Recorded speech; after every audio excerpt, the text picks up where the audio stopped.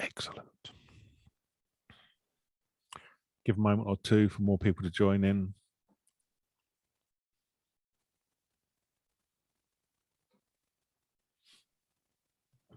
Abby's on mute because she's got a dog in there with her today.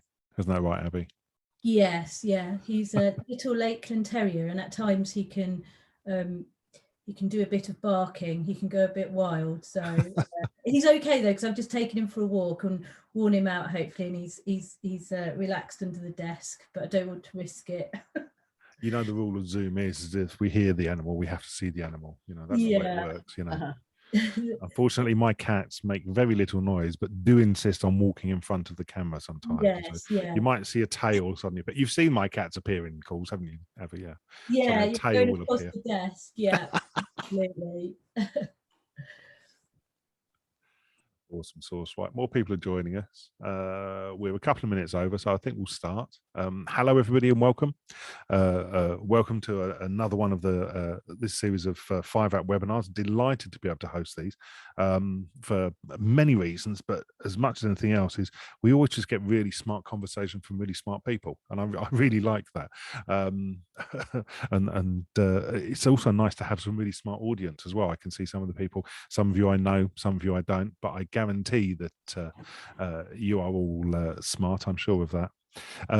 We have got very smart panelists today, though. So if I could get you to introduce yourselves first. So let's start with you, Aby, because you're first up on the screen that I can see there. So Aby, just introduce who you are, please. Oh, yeah, sure. Aby Reynolds. Hi, everyone. Looking forward to the conversation today. And I'm Head of Operations and Customer Experience at 5-App. Thank you, Aby. Andrew? Hi, I'm Andrew Phillips. I am the founder of All of Us, which is a diversity and inclusion specialist business. Excellent. Thank you, Andrew. Maxine? Hi, I'm Maxime Room, and as it says, Equality, Diversity and Inclusion Ambassador and much, much more.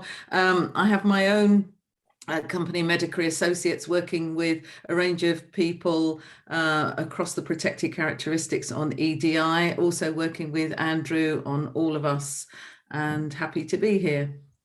And very happy to have you here as well. It's going to confuse everybody as well, because I'm Andrew as well, not Andy, Andrew as well. I'm the host of these sessions for 5-App. I'm an independent consultant, learning and development specialist, been doing it for 30 years, man and boy, and have great fun having conversations with people about learning and development. Particularly pleased to have this conversation today, defining an effective diversity and inclusion strategy. What I'd like to do first of all is the people who are in the room, who are with us today, and there's how many are we up to now? Some 23, 24 people in the room now. What I would like you to do is within the chat, could you tell us what you think the difference is between diversity and inclusion? So that's not our panelists, Maxine, Andrew, and Aby, but for our people who are in the audience, I'm really keen to find out from you as to what you think the difference is between diversity and inclusion. I'll give you all just a moment or so for that. I'll also backfill with some of the housekeeping. The session is being recorded, and we will have it available on the 5-App website quite soon after we finish, should hopefully be early next week.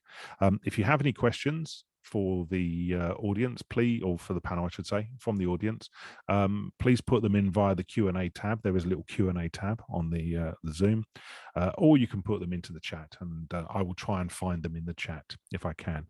But as an audience, like I said, could you please, just in the chat now, could you tell us what you think is the difference between diversity and inclusion? And we've had a response. First response from Fran. In my head, diversity is being there, inclusion is being integrated.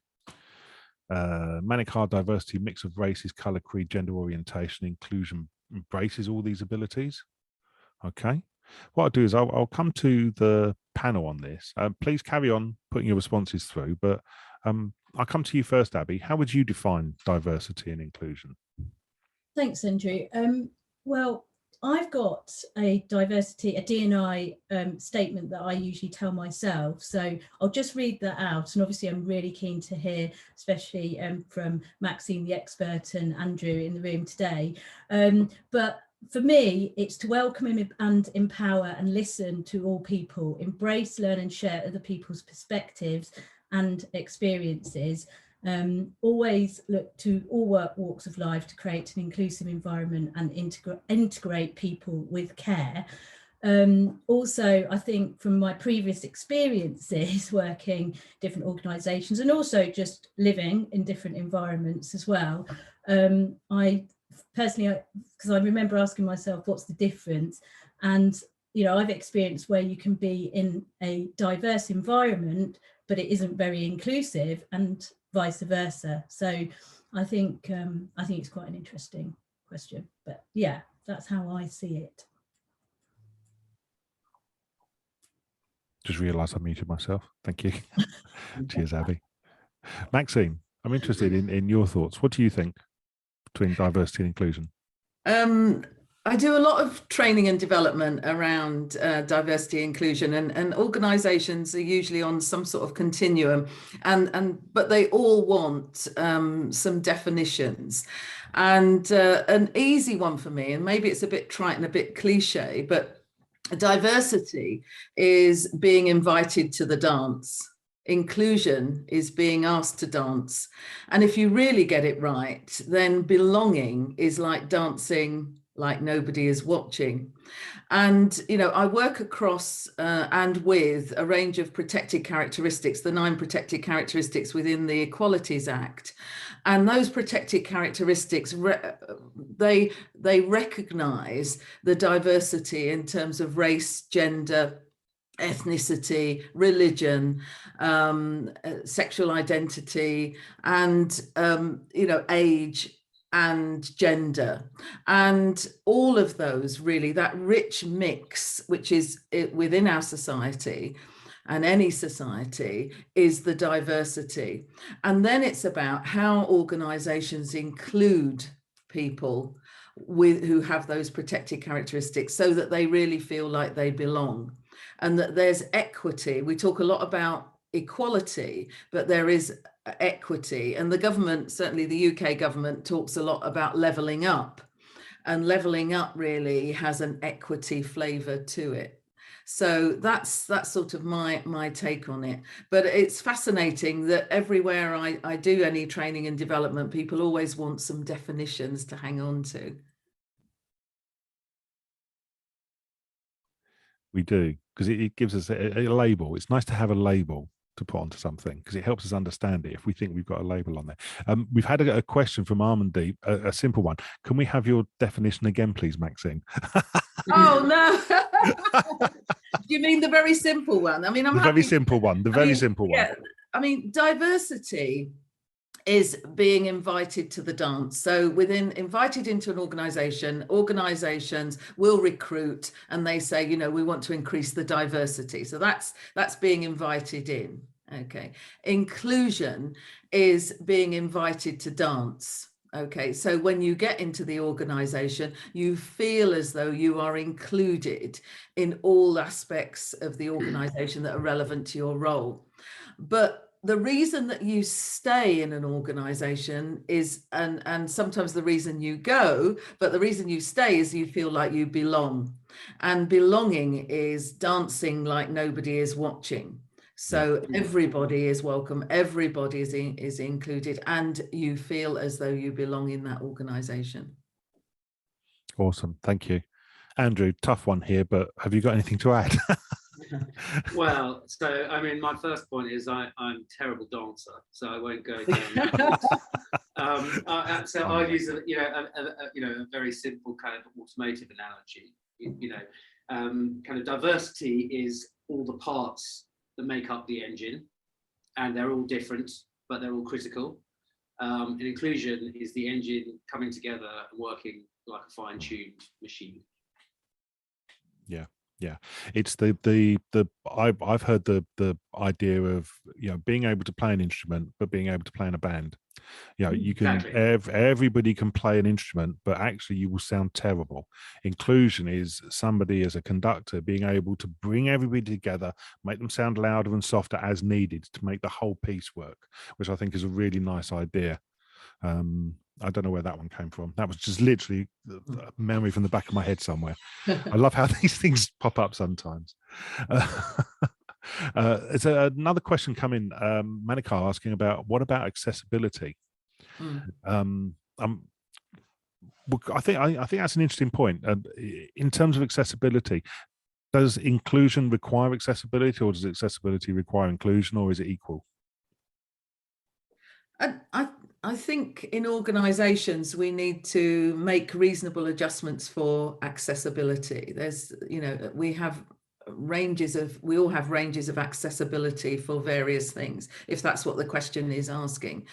And certainly, you know, having worked in education, we were always encouraging our students and our staff to explain what would make the organisation more accessible for them.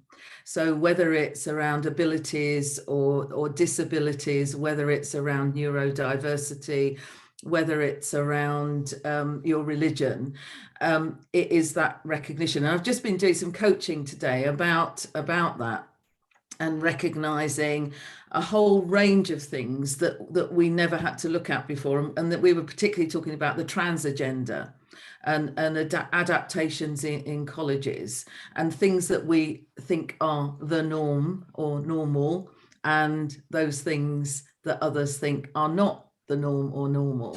But actually, if you are really about diversity and inclusion for your organization, and equity and equality, then what you want to do is to make your organization as accessible for everybody as possible. Awesome. Thank you for that, Maxine.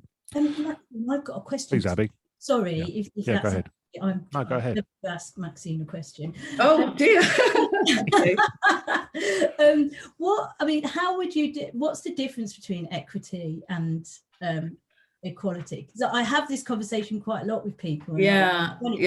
I find it quite tricky, actually. It is and it isn't. I mean, I think over the years we talk about equality, and you know, we're an equal organisation, but actually not everybody has the same accessibility. So what you need to do is to give people those tools to make it that what in order to do their role, their job, etc., that you're making things equitable. You may be an equality opportunity, you know, everybody has the opportunity, but not everybody has the same accessibility to that equality of opportunity. So you need to look at how can we make things more equitable and leveling up. And you probably have seen some of the graphics around this, you know, giving people the right level of step so that they can all be equitable across the piece, and be able to see what's going on, or give them the tools that they need to be able to do what they need to do, which might be different to somebody else.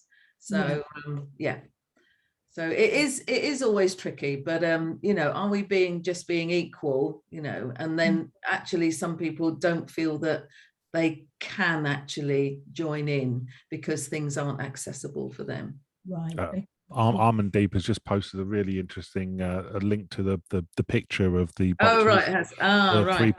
The three people with three boxes, and you know, does everybody have one box each? Well, that's equality, but actually equity is, you know, with the tallest person having no boxes, the middle person having one box, and the shortest person having two boxes. So I do like that image. It's a nice image to see. Thank you, Armand. That's a nice one to see. The difficulty sometimes organisations have is thinking one size fits all, you know, one system, one process, one policy fits all, and sometimes we're not good at those adaptations to make everything more equitable. And I think, you know, if it was regulated, it would be so much easier for everybody to do. I mean, in terms of accessibility, I mean, it is kind of required by law to make, in the digital space, to make websites accessible to everybody. You can't, you know, have a website that only certain people with certain types of skills can use.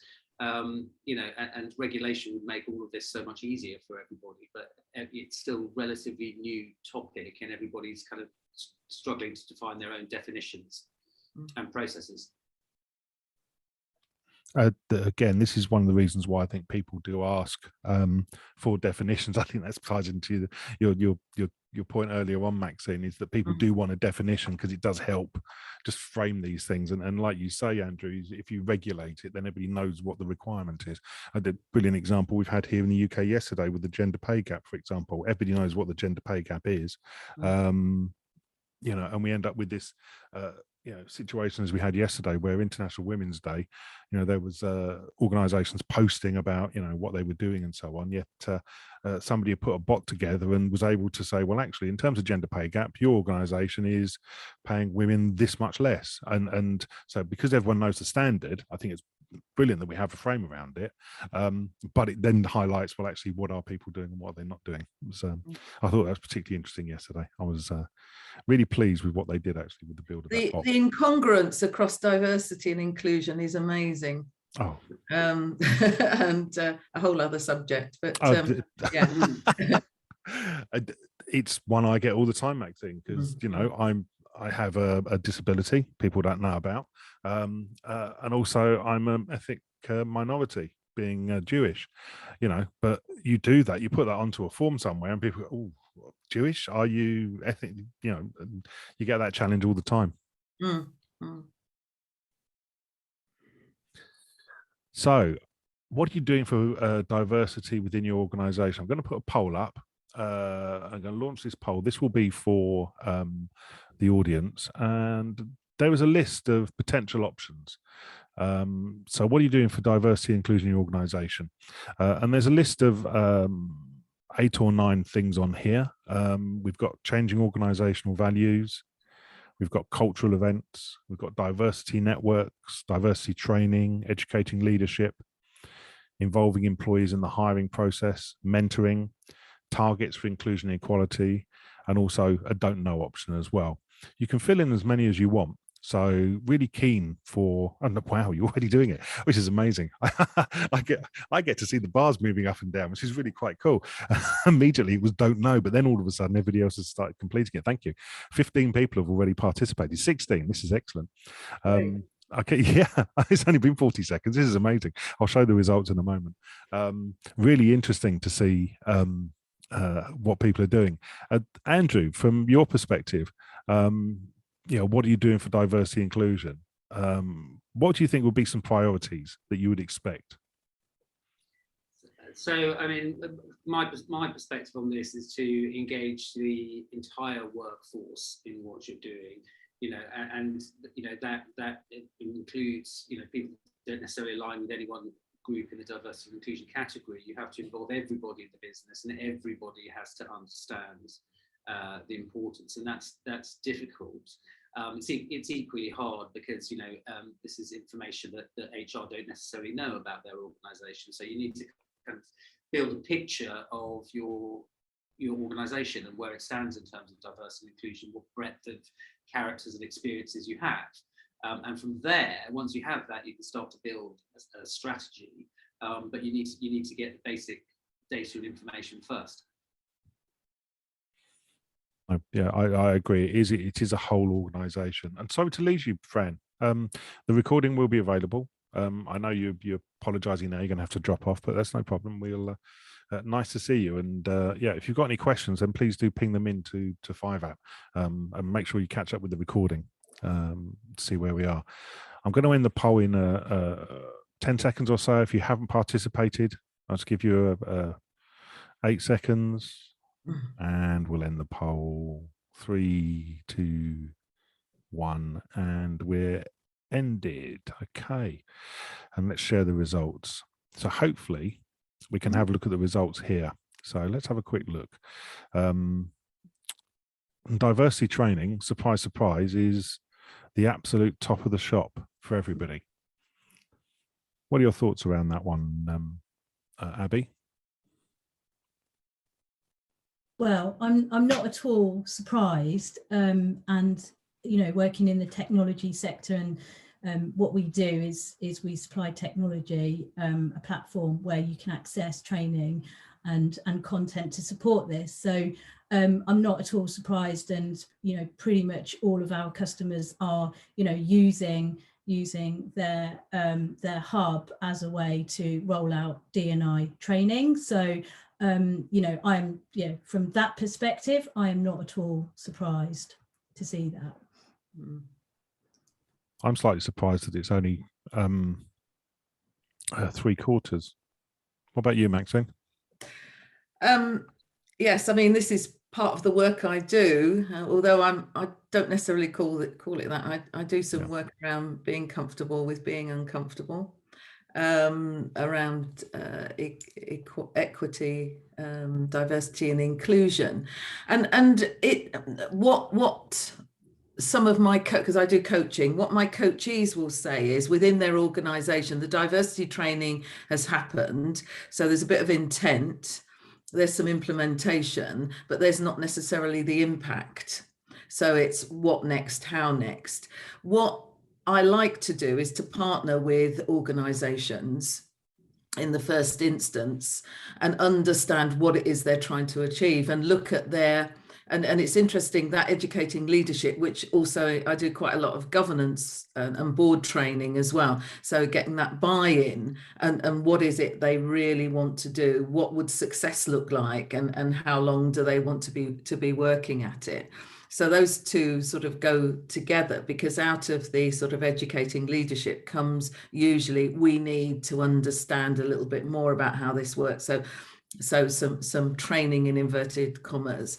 And then if you look at the networks, I think those are quite useful. But what networks, forums or whatever, what groups of staff will say is, yeah, well, it's a talking shop. So we don't actually get the opportunity to have an impact. So I'm a strategist, so I really like to understand an organization's strategy. Where does D&I and all the other bits, and I do anti-racism training as well, where does that fit? What is it you're trying to achieve? Where are you on the continuum of sort of audit? And then, right, what next, where next, how next? Yeah, so I'll stop there. No. I'm with you 100% on that, Maxine. I think that we need to understand some of the transactional operational though before we can move into that strategic place. I agree with you absolutely. Interestingly, I wasn't allowed to join a BAME network in an organisation that I worked before, even though I was Jewish, because it wasn't perceived as being an ethnic minority, which is just really interesting in terms of those ideas of, where things fit, and that idea of a closed shop and a talking shop is really interesting. Yeah, and can I just add there that's really interesting because I identify as Black. I've been told, no, you're not Black, because there are degrees of Black. My daughter, who's lighter skinned than me, has been told she's definitely not Black. So my view is it comes from what you think, not how other people want to define you. And I know that's had some controversy around that. And some people who have Black parentage do not present as Black. Okay. But within their family, within their experience, there has been discrimination and disadvantage because of identifying as Black. So it's the social construct. Absolutely. I really get that, Maxine. My dad is English, white, and my mum is Black, West Indian. And people don't know that when they don't see that.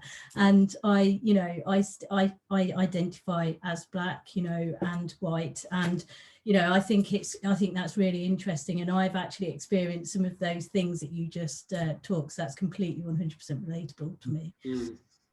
Cool. People seem to think that diversity inclusion is just about training. It's interesting that training and leadership development and capacity was the highest ones on there. Second question I've got for you as a panel. I'll come to you first on this one, Andrew, if I can. How do we help these people understand that it's more than just training? Well, I mean, I think the poll was interesting, because if you think about what the things you could vote for were, they were all elements of learning something. So it was all, we can mentor somebody, that that's learning, that's learning. We can do learning interventions. It's all about learning, and learning is a part of it. So let's make sure that everybody has, the right level of knowledge about the topic we're discussing. But the critical part to move on from there is, how do you then turn it into actions within the business. You know, there's all sorts of stats and research that shows the more diverse a business is, the more productive it is, the more profitable it is. I mean, it's basically good. It's basically good for business to be diverse. And so, you know, step one is to learn what that means, but step two is to put some practical steps in terms of how you operate operationally as a business. You know, when you have teams working together, how do you make sure you have diverse teams working together? How do you make sure you've got a broad breadth of experience and perspective to every challenge that you have? And so, you know, learning is a part of it. And I totally understand why, you know, companies go down this, because you could argue it's the easiest part of a much bigger thing. But it should be seen as the benchmark. It should be seen as step one in a much bigger strategy to change fundamentally how a business performs and how a business operates. I agree absolutely, and I'm just posting a link into the chat now. This idea of, you know, a more diverse business is more successful. The data is there. There's a McKinsey that I've just pasted into, and it's got the data is there. It proves quite clearly that the more diverse you are, the better you will be as a business. So you know, executive level and at a lower level as well. Maxine, what are your thoughts in relation to this question? You say that you work with leaders and so on as well. How do you help them understand it's more than training? Just picking up on something that you said, Andrew, and you know, I tend to partner first of all with boards and with strategic teams. However, you know, I do work with staff at all levels. So I work with forums and support groups and have set up coaching and mentoring opportunities, so that the people, giving some people a voice. And I think, you know, since George Floyd, certainly for Black people, what has happened is they've been given a voice that they didn't have before. Yes, it's more than just training, and training is an interesting, as an education person, have been in the FE sector and across the education piece for a long time.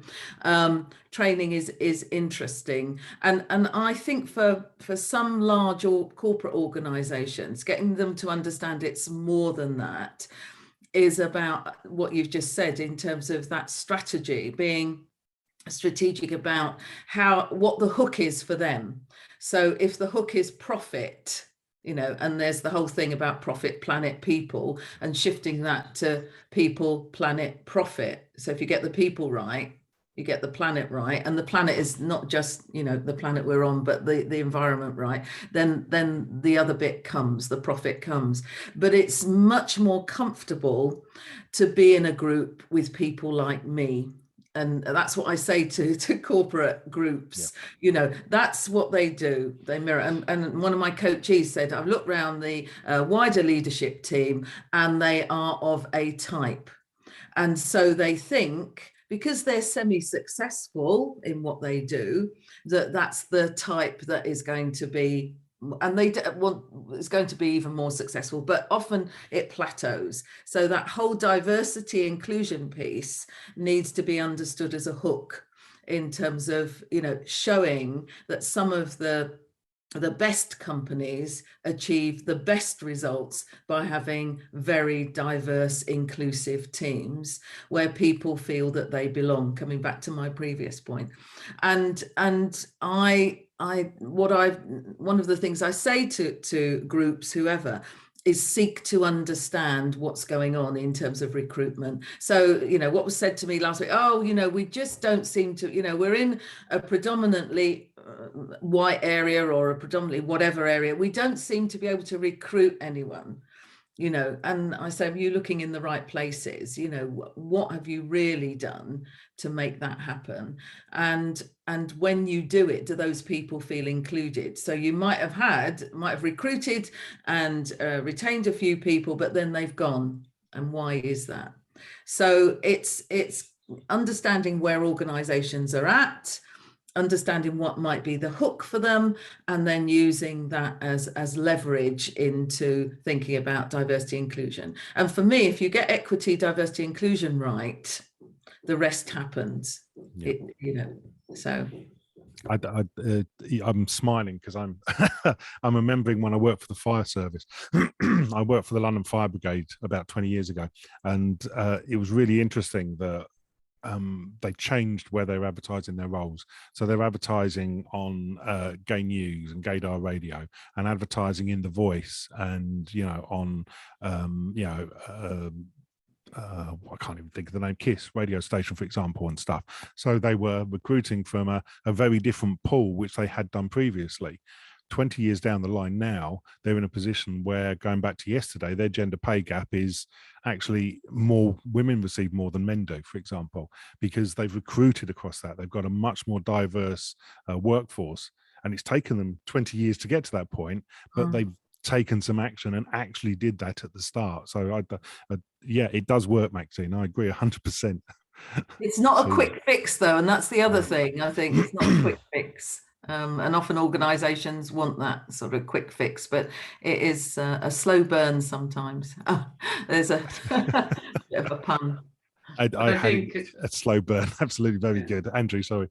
But I think it's also been proven that the more diverse a business is, the longer staff stay in the business. So the more stable the business is, and the more successful and secure it can be moving forward. So in terms of a quick fix, having a clear diversity inclusion strategy will help you retain staff. So there's all sorts of evidence to prove that it's the right thing to do. And businesses, retaining staff for a long time can be translated into financial performance for senior leadership, but ultimately it's a slightly different hook. Cool. Aby, you got anything to add to that? Well, I don't know how I add to that, to be honest. Exactly what Maxine and Andrew said, but I think, it is much more than training, isn't it? And social justice takes more than learning and training. And, there's, things like structural and systemic issues affecting certain groups more than others. So that strategy has to take into consideration all of those things. And I guess informing people what the issues are and what changes are needed is important, but it requires collective input by lots of different people. And I think it's much more than an asset or a course or a training. It's about learning in to get those transformational changes, and it's about experiences and including the right people. And making those changes, changing, all of those different things. It might be legal things, policies, like you say, recruitment, going above and like looking in different places, and working in the technology sector. It is notorious. It is. You do get not a diverse and inclusive candidates through recruitment. So you do have to search harder, and you have to look in the right places to make sure that you are bringing in and in recruiting diverse and inclusive people. And it's hard. It can be quite hard work. Sorry, Maxine, go ahead. That recruitment point is quite pertinent because, having written lots of job description, person specs and adverts for jobs, etc., sometimes unwittingly, unconsciously, they are gendered. And I do some work in the tech sector as well. I was at DigiFest this week, and I do some work around crypto and digital ledger technology and recruiting and data science, and recruiting in those areas. Often people are attracted who have some neurodiversity within that, which is really good in terms of that diversity of the sector. But it's also understanding what is it you really want that person or that job role to do. And when I look at some of the job descriptions, person specifications, they have some erroneous things within them that people are asked. And also you're not encouraged to divulge things which actually would make the role more accessible for you. It feels like there's a penalty. You get knocked out, even, because I'm always asking candidates that I've coached, why do you think, what was the feedback? Why didn't you get the interview, etc.? Because they're often people with protected characteristics. Very difficult to get underneath that. But when I look at some of the job descriptions, you can just see that they are written for particular genders, particular ways of working, which and qualities that not everybody has. Yeah. That's Yeah, absolutely. I did use something for a job spec that I used where I put it through, I don't know what it's called, but I put it through a tool, and it pointed out all of the gender in the language, just in like the language, and we had to rewrite the job because it really was more masculine than so it was getting that right balance. And even little things like that you just don't think, but it's We've had a couple of questions in. I'm going to pick up on one of them now, where it says the more diverse the business, the more excuse me, the more diverse the business, the more stable. How does that work? Could you please expand on it? So what I've done is I've pasted a link in there for you, Sam, so that you can see that again, there's a BCG Boston Consulting Group. They, excuse me, they did some work on it. But has anybody got on the panel got any experience of the more diverse a business, the more stable it is? I think there's a simple bit for me, and I don't want to sort of overcomplicate it, but I think if I feel I belong in an organization, that I'm adding value, that I feel valued, then I'm likely to stay and give of my all, and I feel that I can work with people around me. Not to say we don't have to understand and get some idea of cultural competence, because diversity does bring its challenges as well, and sometimes its tensions. But if the organization is open to discussing and having some honesty about that, then people are more likely to stay. They're more likely to achieve the operational objectives, the tasks, etc., etc. So there's stability. If you've got a project team and then a couple of people leave, you're left hanging. So who's going to pick that up? Whereas if they feel as though within a diverse team, everybody has a real intrinsic and a real part to play in that team, and they feel that they belong, the team is more likely to be stable, and the organization too. But others may have another view. No, I agree with you 100%, Maxine. Cool. Interesting point from Lucas. Some people feel that by doing training, they are doing enough, almost like checking a diversity and inclusion box. How can we make people see it's not about getting something quickly out of the way? There's a phrase I use for this, Lucas, and that's diversity theatre, where an organization can point at the thing they're doing and go, look, aren't we good at that? But it's just theatre. It's not fundamentally changing anything in the organization.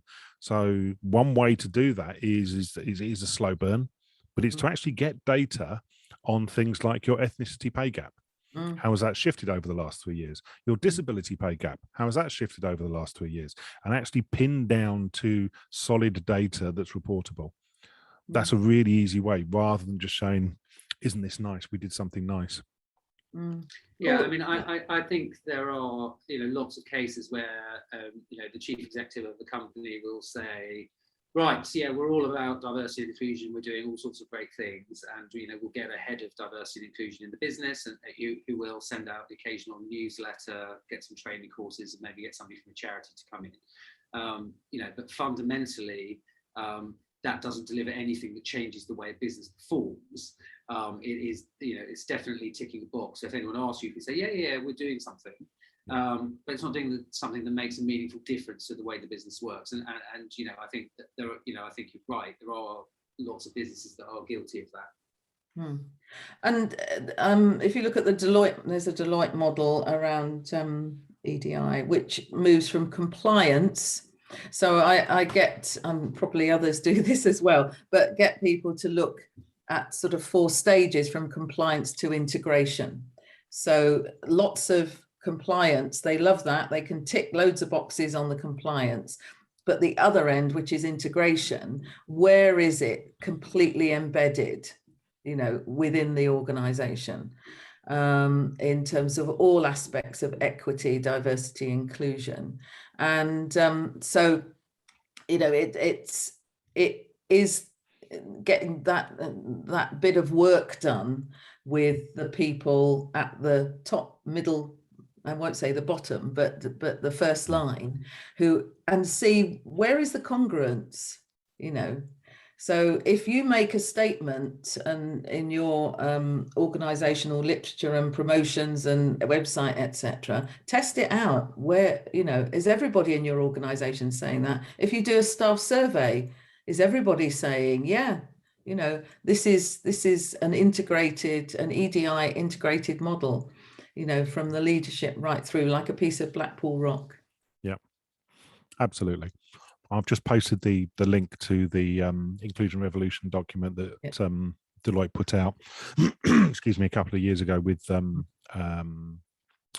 Bursin. So yeah, and the whole report, the PDF report is in there. It's 90 odd pages, but that 4-stage part is in there, Maxine. Absolutely. Yeah. I'll come to the third question that I've got.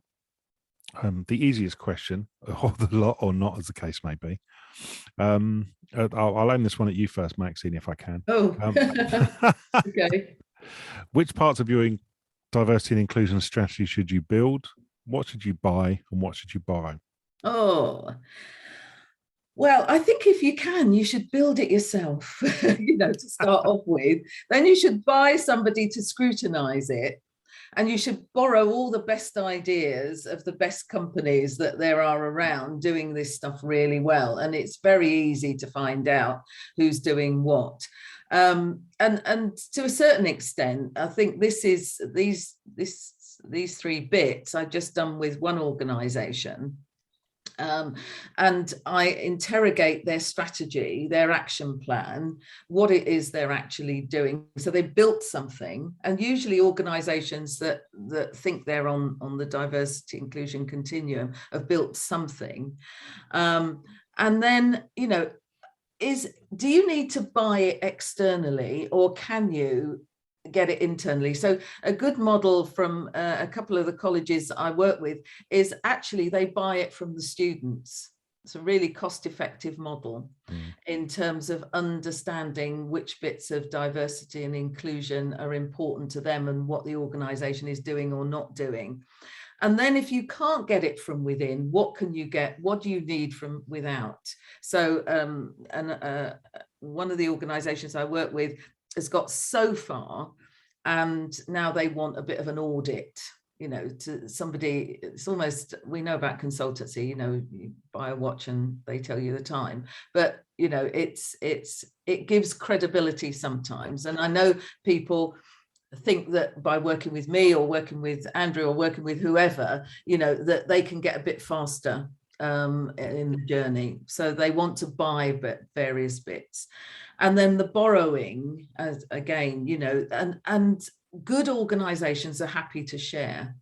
So I would point people in the direction. I think every board has asked me who's doing it well, who's doing it the best, and I say nobody really. I don't believe, but nobody's doing everything well, you know, across the 9 protected characteristics, across all the aspects, etc. And if you've got an international company, then you've got the added dimension that the Equality Act 2010 doesn't mean a lot in, I don't know, wherever. I won't name any particular country, but you know, won't mean a lot. So what is it that you can hook on there? And then how can you make all of that work? And big thing for me is working in partnership, not for one-off. So working in partnership with something like All of Us, or working in partnership with 5 you know, working with organizations in partnership. Cool. Andrew, building, buying, borrowing? So, I mean, you know, I think, I mean, lots of this has been about education, learning, development. So I think, you know, there are some very slick tools, and Aby represents one of them, about learning development to do with diversity and inclusion, things like that. So there is, you know, there are some simple things you can do to make sure everybody learns about diversity and inclusion in the same way, that is trackable and provides, you know, evidence and data to the market. So that's important. I think lots of problems that companies have, and this is something that needs to be built internally, is communicating internally what it is that they're doing and what it is that they're trying to do, what that actually means to the employee.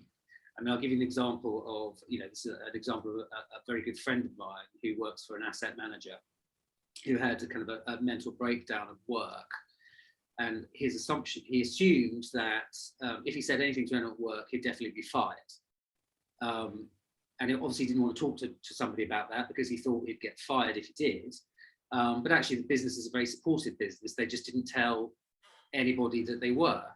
And there's a real challenge in terms of internal communications, getting people to understand what the company policy is, what the beliefs are, and what people can do about it. And I think that's really important for people internally. So you've got the topic, you've got the challenge, but how you educate and inform everybody about what it is and what it means to them is very difficult.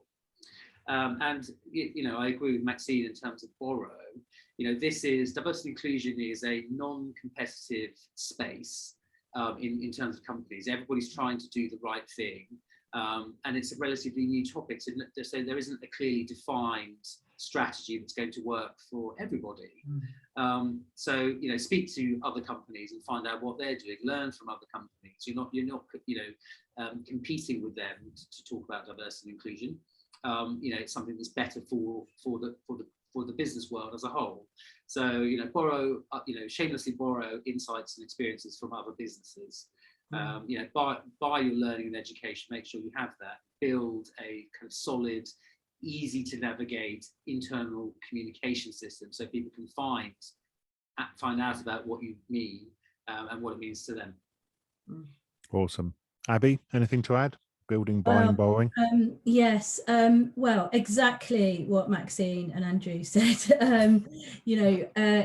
I guess it's a hybrid of solutions, isn't it? And you can't buy a complete solution for D&I to solve all your problems. It has to be tailored to your organisation, and you have to be clear on what changes are needed within and what you have to do. So I think there's no hard and fast rules. It's about what's the right things for you, and how do you implement those things and build that strategy and do all of those different things. So exactly what Maxine and Andrew said. Basically. I think you've just described it as well. Is that the answer is actually in the question is that you cannot just build a strategy on your own. You can't just buy a strategy in. You can't borrow somebody else's. And I think that's what we see too often working in the space that we do. Is I see it in learning strategy, you see it in equality strategy, etc. You see people go, oh, let's just copy what they do. Let's build our own, which will be perfect. Let's buy in an external solution, which we know will cover everything, when it has to be a mix of all of these things. Yeah, awesome stuff. Yeah, we're coming close to end of time. I've got a couple of questions in here. I've got one question in particular. It's from Samuela, I believe it is, and it's asking about headscarves and female students. Because we're talking from a workplace perspective, I'd like to translate that into uniform requirements in the workplace. Have you encountered that, Maxine? And have you come across any issues around potentially religious issues or gender issues around workplace uniforms? Yeah, I mean, obviously the education space is where I'm used to that, but that's not to say that I'm not familiar. I think we've come on a journey, and particularly when we've had to wear masks as well, which has been interesting. The parallel sort of to wearing headscarves and burqas and etc.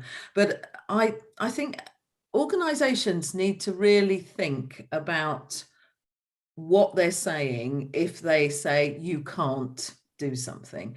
I mean, and there's a fear, isn't there, of doing the right thing, doing the wrong thing, I think, in organizations. What is the problem with headscarves? And I think what has happened is there's been adaptations made in order that occupations can accommodate any religious beliefs, because it doesn't necessarily have to be, a standard. It has to be something that does the job, that females who wear headscarves, males who wear turbans, etc., etc. So I think we've come a long way. And organisations need to think about what message they're giving if they say you can't, because that does not really feel as though that organisation is accessible, it's inclusive, and it makes people feel as though they belong.